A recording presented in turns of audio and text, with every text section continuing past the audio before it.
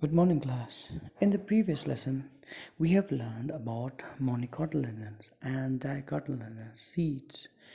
Now, on the basis of endosperm, the seed has been divided into two parts, that is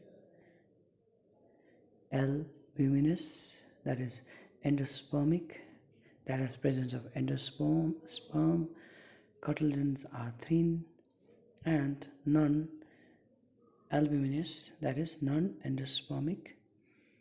Cotyledon stores food and endosperm absent. So example would be bean, and in case of albuminous would be castor. Structure of a bean seed. A bean seed is a kidney shaped. The seed coat consists of outer hard covering testa and inner lining, that is the thin layer, the tegmen.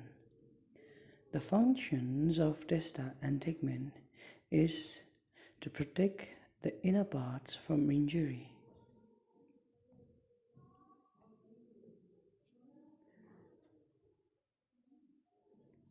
On the concave side, there is a white scar known as helium, which represents the mark where the ovule is attached to the wall of the ovary. Close to the helium is micropyle, through which air and water enters into the seed.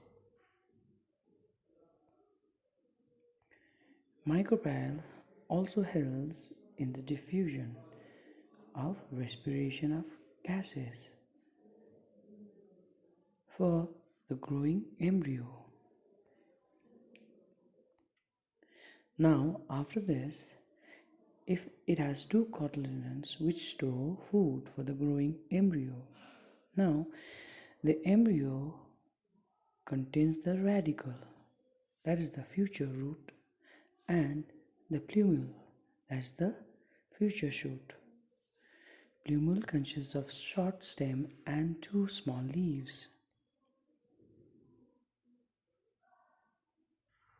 You have the radicle over here, that is the future shoot.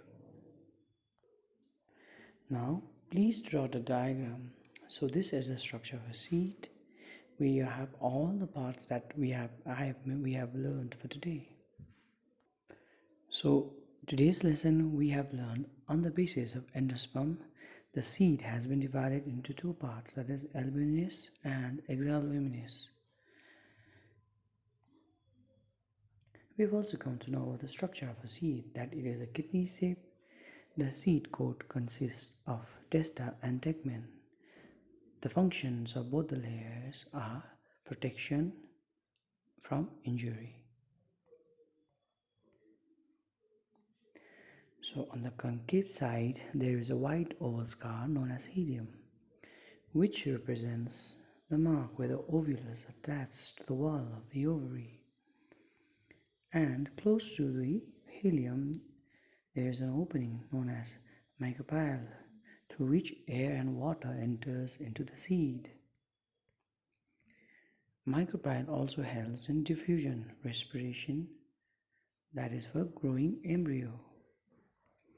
Now, if two cotyledons which store food for the growing embryo, the embryo contains the radicle, that is the future root, and the plumule, that is the future shoot. And this is the structure of a seed. Now, today's assignment would be explain the structure of a bean seed with the help of a diagram. So class, this is all we'll be learning for today.